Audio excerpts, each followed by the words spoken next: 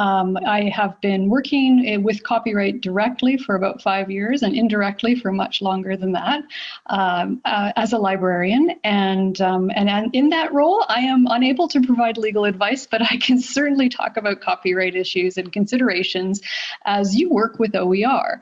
And so that's what we're going to do today. Now, we both need to be on the same page about what copyright and open licenses are. So we're going to spend a bit of time on that and then move into some examples of open licensing in practice.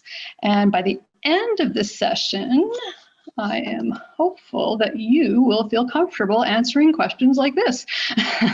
What do you need to know about copyright when building OER? That is going to be our focus. In terms of using OER, I think that'll be self-explanatory as we talk about the licensing and whatnot, and that'll make more sense a little bit later.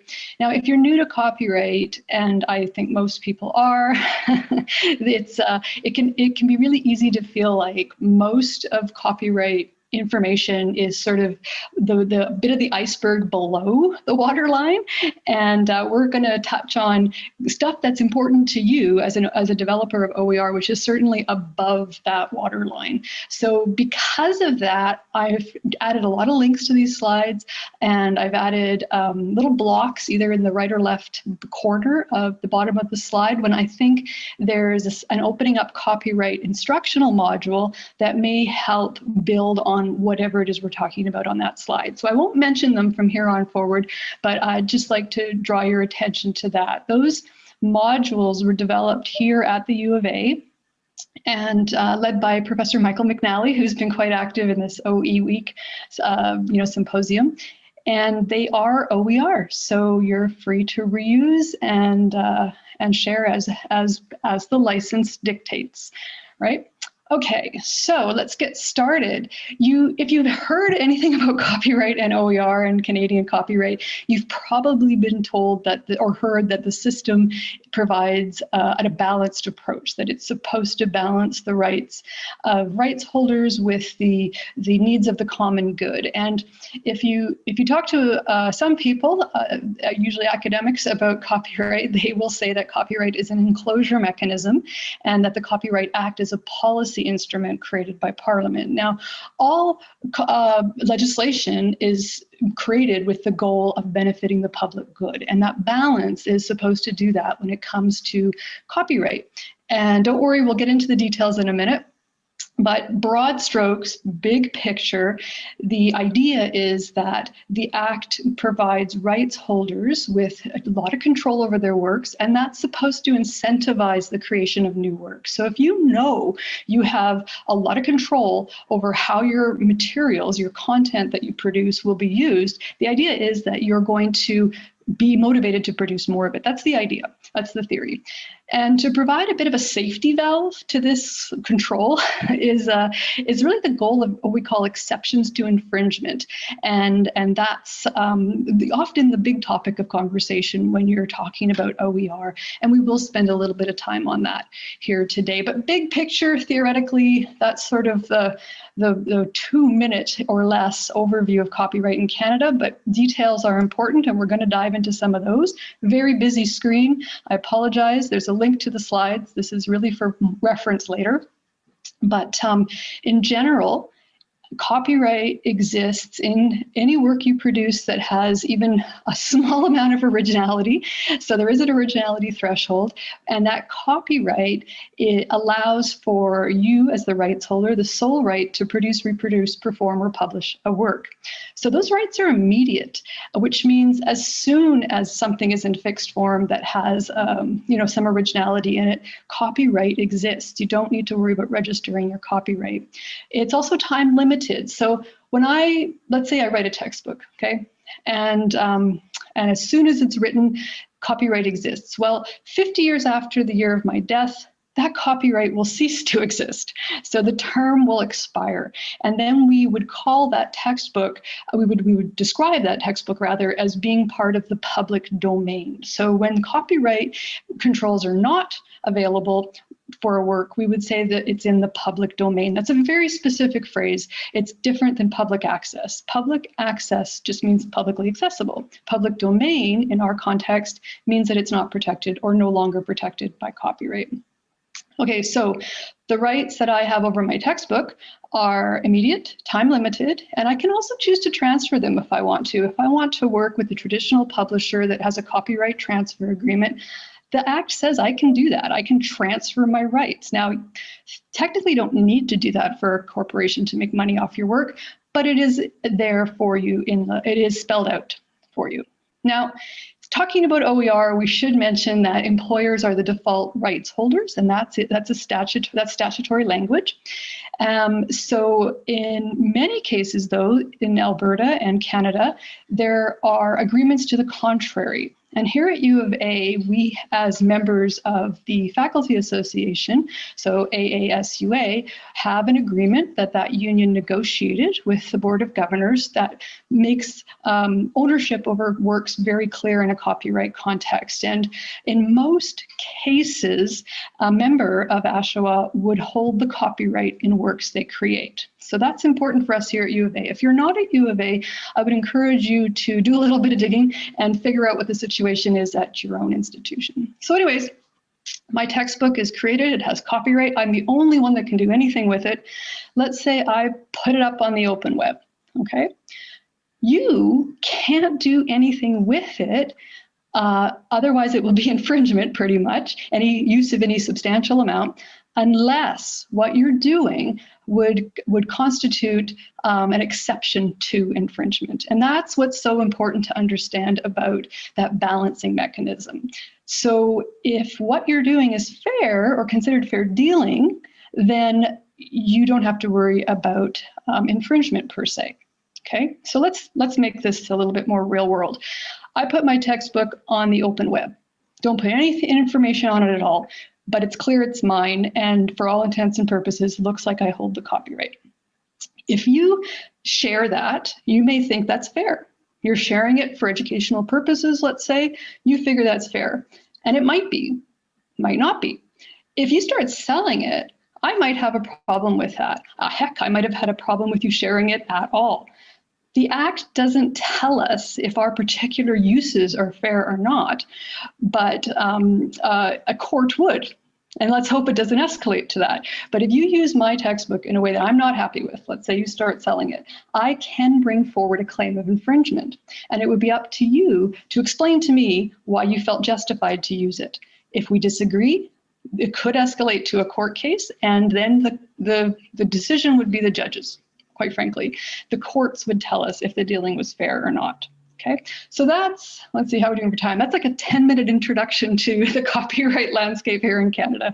It's very quick and dirty, but it kind of needs to be. Now, I could have made your life a lot easier as the rights holder of that textbook by putting an open license on it. If I felt it was okay to share, that it was suitable to share openly online, well then, you know what? I should have taken responsibility for my copyright and my control over the work and told the world how it's okay to use it. Assigning an open license is a way essentially to tell the world how you want the work to be used more broadly than the default controls, which is, we've seen, are quite expansive.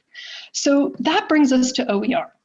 Open educational resources, by the UNESCO definition, are teaching, learning, research materials that reside in the public domain. So there's that legal phrasing again. So no copyright protects it, which means you can do, for copyright purposes, pretty much anything you want, or have been released under an open license. And that's what I was talking about. If I had put an open license on that textbook and you knew it was okay to use in an OER, you're good to go. Right? So these are sort of that infrastructural element of an open license is the key to OER. And as a copyright holder, understanding how to communicate to the world that your content is okay to use in this way. So essentially, and we're not going to go through this text-heavy slide, it's for your reference later, but essentially what an open license does is communicate to the world that those 5 R's on the left are acceptable uses of the work that you've assigned an open license to. Now, Creative Commons licenses are by far the most common licenses for open educational resources. And I have to pause here for the aspirational editors and editors in the room, because the spelling of license is a bit of a point of contention for some people who care about these things, and I wish I could unlearn. But just so you know, my spelling is not that bad. This is what the Canadian Press Caps and Spelling, better known as the Canadian Style Guide, tells us about spelling license when it's a noun and when it's a verb. But our colleagues in the rest of the world may have never heard of this. They probably haven't. So that's just a little side note for, as I said, the aspirational editors who've been confused by that.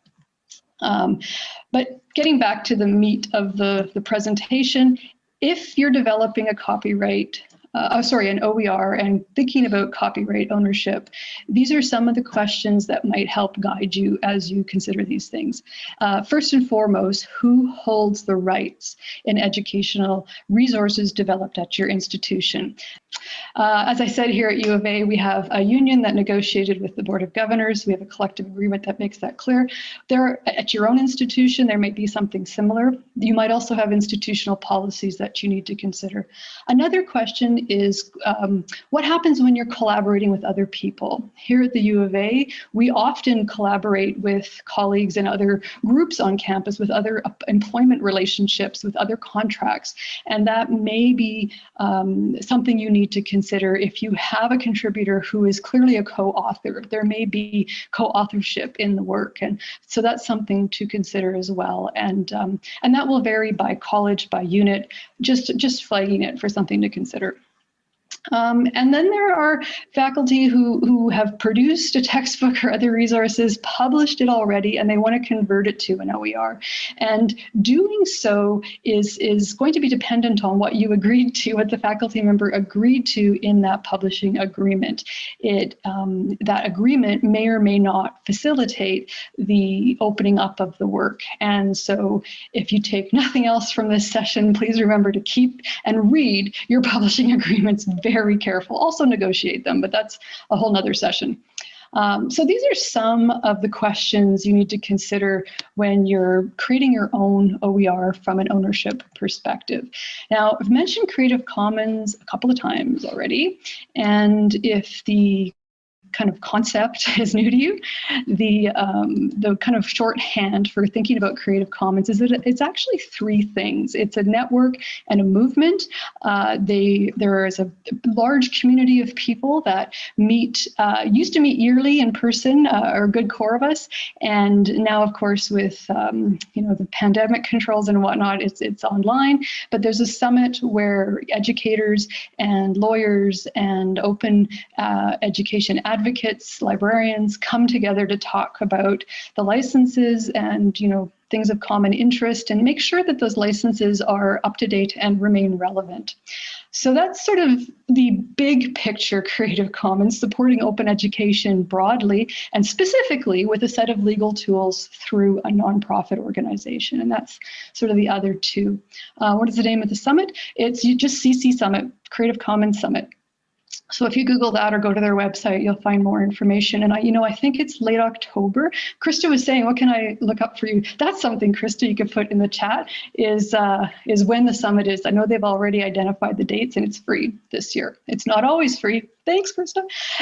But this year, I believe there is no fee, or at least there wasn't last year. And it was online as well. Okay, so that's broad strokes what Creative Commons is. So what you see here is the buttons, we call them the buttons, that are associated with the different Creative Commons licenses. And they're organized on this screen for degrees of freedom, with the least free, if you will, in terms of sharing, to the most free at the top. So the very top, though, is something called the public domain. That's actually a designation, not a license, just to confuse things. It would happen or occur, you would see it when a rights holder has waived their copyrights. They've made the work available. And so we would treat that like a public domain item that we talked about earlier. And then moving down, you see various organizations of the elements on the left. So the very first one, CC BY, indicates that the work is licensed under a Creative Commons attribution license. And as my screen flipping shows you, we're going to look in detail at that one. But basically, it allows people to do many things with the work as long as they provide attribution.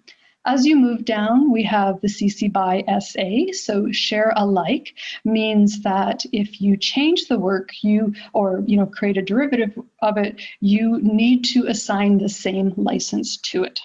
Okay, but more common than the SA is the CC BY NC when we're talking about OER. In general, the two most common licenses for OER are CC BY and CC BY NC.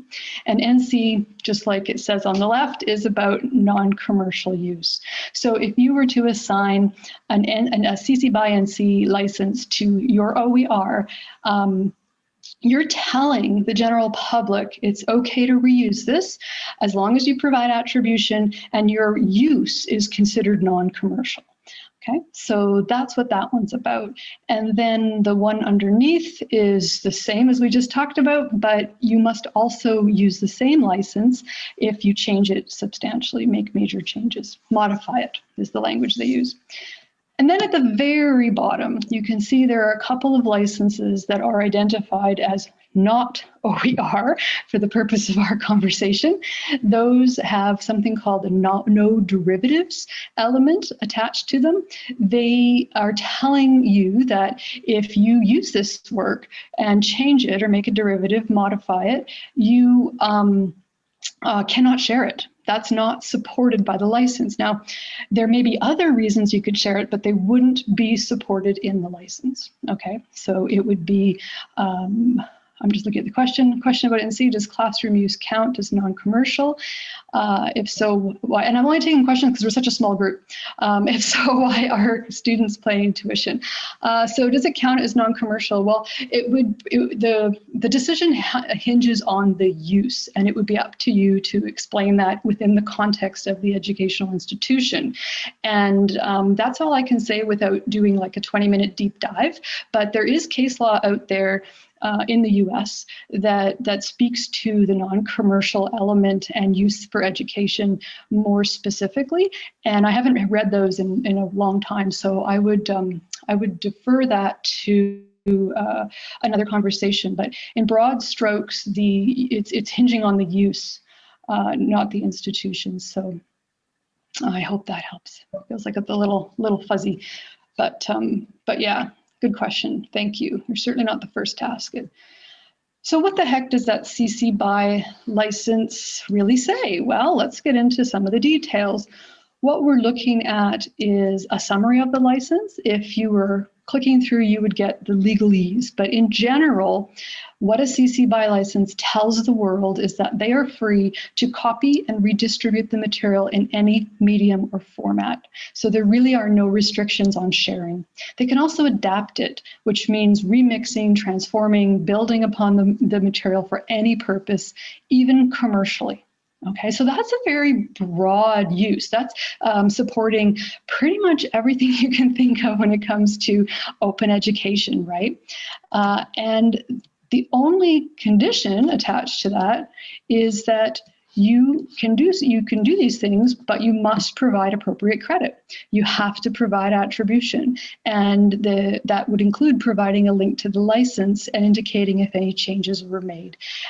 There are guides that Creative Commons has shared on its website and on its wiki that talk about best practices for attribution. They're pretty reasonable and easy to comply with, in my opinion. So that's really all they're asking, is that you tell the world who created this and link back to the license, explain what's going on there. All right. As you see right under attribution, it also notes that you may not apply legal terms or technological measures that restrict others from doing anything the license permits. So making it clear that it's not the user does not expect you to put this behind a paywall just because you can do whatever you want with it. They're not expecting you, and the terms of the license don't anticipate you putting it behind a paywall or making it less accessible with a technological protection measure.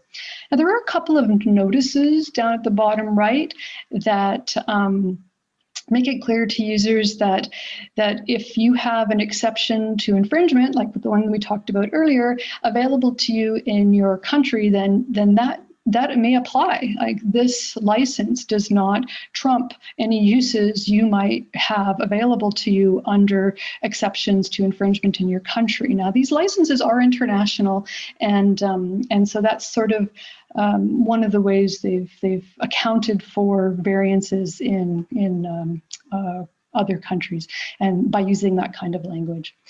And finally, just pointing out at the bottom right that this isn't really dealing, the license terms are really addressing economic copyright controls and privileges, not things related to moral rights or privacy rights, which do vary by nation. So just a heads up, that's the notices and additional restrictions. But at the end of the day, really the most important thing about looking at these terms is that if you put a CC BY license on your work, you're telling the world, anyone, that they are free to reuse them. You reuse that work as they see fit, really, as long as they provide attribution. So it's a very broad, very generous, and open way to support open education. So let's look at an example in practice, hey? This is a textbook that is available to you through the BC Campus Open Ed database, but it was produced here in Alberta at the University of Calgary. And I've just given you the screenshot at the top of the record, if you will. If you scroll down, you'll see very quickly that they make it clear that this is assigned a CC BY license. So if you were the user, if you were the one looking for content, you would know right away this is an open educational resource because it has a Creative Commons license that doesn't have the ND, right? There's no derivatives clause or no derivatives element here. So this is OER. So that's useful. They've also I'm just going to get rid of some of these video things. They've also explained that on the first page of the textbook itself, or the book itself, excuse me. And they've done so in a way that I think is exemplary, which is why it's here. Not only have they repeated and explained the open license at the bottom again, they've also made it clear that the cover illustration was shared under a different open license. So while the bulk of the work has a CC BY, so Creative Commons Attribution license, the cover illustration is released under a slightly more restrictive license. So that's really key when you're including other people's work in an OER that you're building. And that's where we have a lot of questions about OER, to be honest, is when you're including other people's work and how you can do that. So that's sort of an exemplar of how to do that, as is explaining somewhere in the work if there is other content that is not subject to a Creative Commons license. And in this case, the second photo listed was one that the project organizers got permission to use directly from the rights holder. And they've made it clear that if you want to do more with it, you would need to ask permission from the rights holder as well. So it's very clearly about communication. And that requires some work. If you're including other people's content and it's not clearly open, there is a bit of a process in terms of considering how you should treat that work. Okay, and we're going to get back to using other people's work in a moment, but first, I don't want to forget to tell you how easy it is to assign an open license. The long and short of it is you just tell the world that's what you're doing. There's no registration, there's no fee. The Creative Commons website does provide information like an OER choosing, a Creative Commons license chooser app that you can, or just use their website, you can open up and it'll ask you, what are you comfortable with other people doing with your work? And it'll select the license or help you select the license that's relevant. And then really, once you've selected which license license you want to assign that's appropriate, you really just put that button somewhere visible and obvious and on the work itself, and then include a statement or a link back to that license. And I'm just going to check a couple things. Oh, great. So Krista's probably providing links. Fantastic. Thank you, Krista. It's really that simple. It's really that easy to tell the world you've assigned an open license to the work. Now, these are not revocable, so you can't change your mind in a week. I mean, you theoretically you could, but it's not going to stop the distribution of the original work if others have already done things that were included in the license, allowable under the license. Okay, so what about other people's stuff? Now, the way the legal community would describe other people's stuff is a third-party content. And that's really a holdover or a sort of a crossover from contract law language. But in short, it just means content for which you do not hold the rights. There are basically three ways you can do this. You can find content that is already available for use. You can ask the rights holder for permission, or you can consider whether or not you can lean on a statutory exception to infringement. So those are the three sort of legally defensible ways that you can include other people's work in your own. And as most of the, we'll get to, yeah, here we go. I'm going to jump to the bottom right, actually, of this page. Most of the conversation so far has really talked about sharing work that already has an open license. So obviously, if the rights holder has preemptively said you can use the work, then you've already got permission, right, through a preemptive license. But if you step back and go to the top of this slide on the right, you could make your life even easier by finding things that are out of copyright or where the rights holder has waived the rights completely. And I only say easier because then you don't even have to worry about the license, right? But truth of the matter is it's current open educational content often will have an OER. So that's probably going to happen more often. Now, I should also mention that we have a couple of resources on this slide. The Canadian copyright term flowchart will help you determine if works in Canada are in the public domain or not. And I just need to note that our Copyright Office staff are working on updating that. So there are a few things that will be changed in the hopefully near future. I also mentioned it off the top, but super quick. If what you're using, if the excerpt you're using is insubstantial, Copyright Act will not protect the rights holder's interests in that particular use because it seems to be de minimis or insubstantial. And we've got more information about what that means on the website because that is a bit of a judgment call. And finally, facts, well, not finally, but in addition, facts are not protected by copyright. So really the easiest thing when you're using other people's stuff is to find content that is either no longer protected by copyright or content that the rights holder has made clear is available for you to reuse. So that's easiest in terms of thinking through the copyright considerations. But sometimes, and Creative Commons has made it easy to find works with their licenses. But sometimes what you want to include doesn't fall into those categories, right? And so perhaps you want to consider asking the rights holder for permission directly. And in many cases, if it's something that the rights holder has put out on the open web, like my textbook out there on the open web, chances are they're going to be amenable to a question because they've already made it openly available, right? Especially if it has a non-OER license and you want to open it up more broadly. A non-OER being like one of the ND licenses from Creative Commons. If they've already gone that far, it's probably going to be an easy conversation to include an excerpt in an OER. But we do have permission templates available to you through the Copyright Office here at the U of A that you can use when asking permission. That assumes you know who the rights holder is in the first place. Sometimes it's not clear. Sometimes is. You could find the perfect resource online or elsewhere, and it's just unclear who holds the copyright anymore, and or at all. And that is a case, a scenario where the Copyright Board of Canada may be helpful. They provide an unlocatable copyright owner license, which you could investigate. That does take some time, and kind of mixed reviews on that in practice. In most cases, it's just easier to find another work, but I want to be comprehensive in telling you what's available to you. Also available to you, of course, are those exceptions to infringement. And while there are multiple that may apply to OER, the one that gets talked about the most and is probably most relevant for us is fair dealing.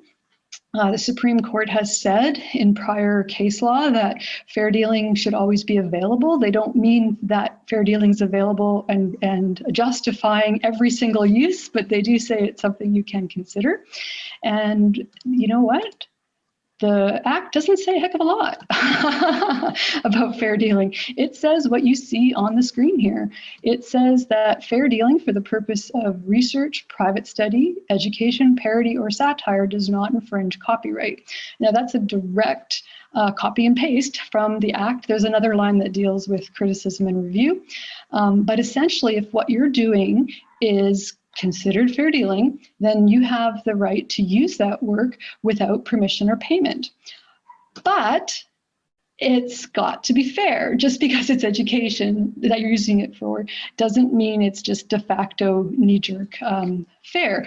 The courts historically have used multiple factors when they're making a fair dealing determination. And really only a court of law can make that determination at the end of the day. But it doesn't mean we can't learn from what the courts have told us and make an assessment to guide our decision-making process. And that is key. Okay, that's really important to understand, that you as an OER developer have the right to consider whether fair dealing might apply in that situation. Unfortunately, and now we're going to talk about that in a moment, but there really is no OER case law to help guide us in Canada, so we are kind of on our own in that regard.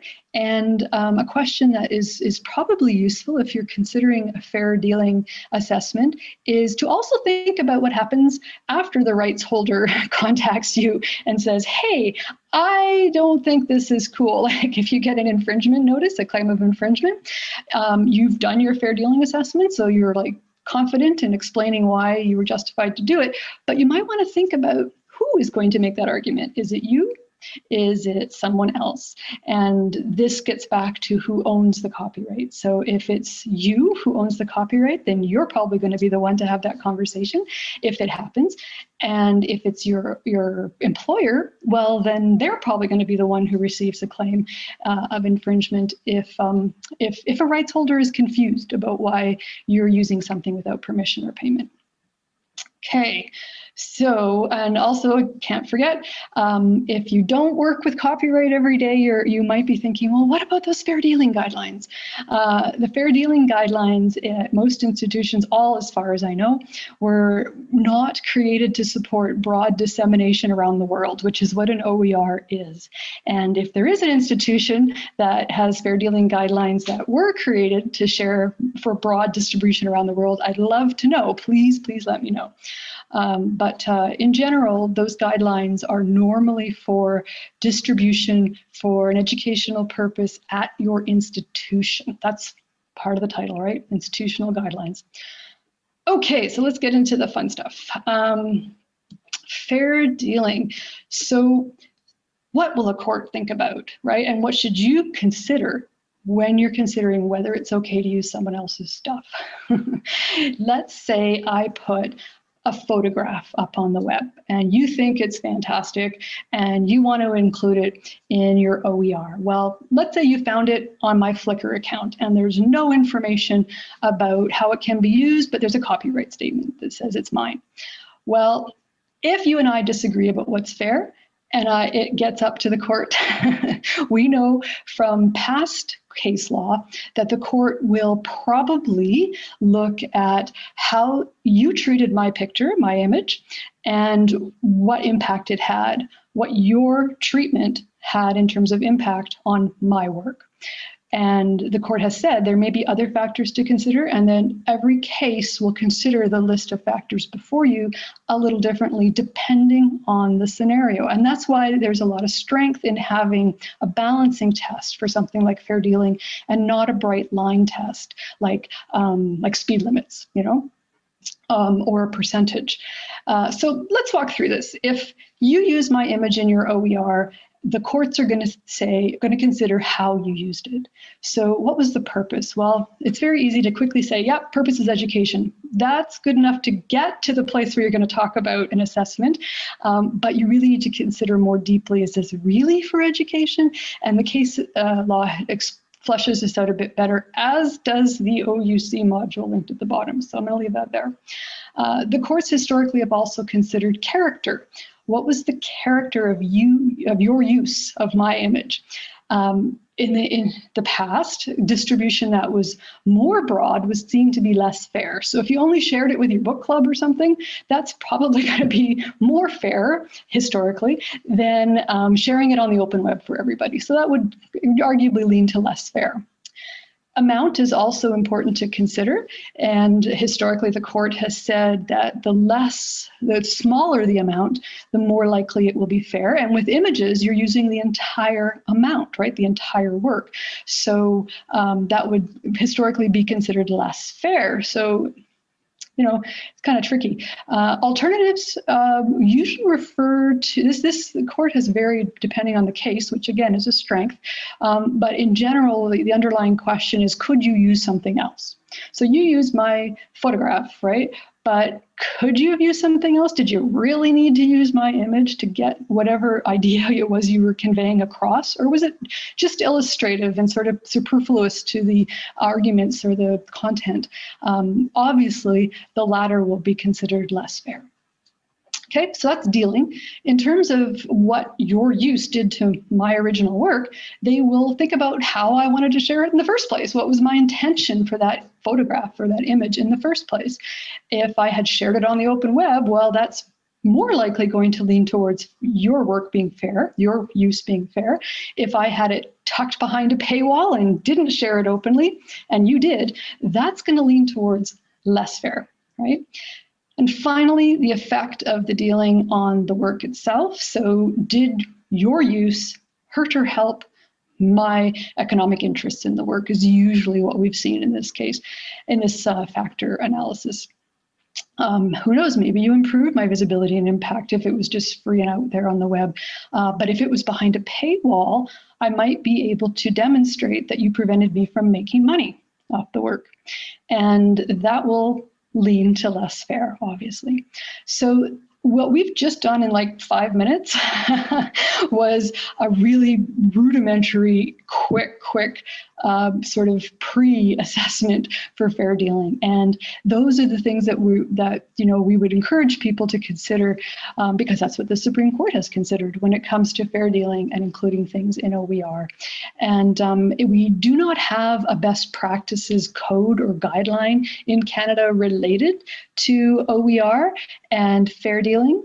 But they have just published one. This group in the US has just published the Code of Best Practices in Fair Use for OER, and it's providing that type of guidance to people in the US in that context. Hopefully we will have a Canadian version soon. I understand that people are working on it, but just to show you the table of contents, this is the kind of things like you would want to consider if you were considering using other people's works on a fair dealing, based on the strength of a fair dealing assessment. And it's very thorough. It's only, let's see how many pages, 45 pages, but you know what, the appendixes start a lot earlier, so it's not that bad. And I really want to highlight Appendix 3, which focuses on Canada. Professor Karis Craig was incredibly generous with her time. She's known for being intellectually generous and supportive of education in this country as it relates to her own work, but also to supporting others, developing things like OER. And so her chapter, her appendix really provides a wonderful and short overview of fair dealing in Canada as it relates to educational uses. So if this is something that piques your interest and you want to dive into a bit more, I would strongly encourage you looking at that. And of course, it is open access. So in summary, and make sure we have some time for questions, copyright is a limited enclosure mechanism. So it tries to maintain a balance between the rights of rights holders and users. Open licenses are an infrastructural element of OER. If people don't know that they can use your work broadly and in ways that support the 5 Rs, well, yeah, it's not going to be an OER. So the rights holder needs to assign an open license that makes the content an OER. And when using other people's stuff, you basically have 3 legally defensible ways to do so.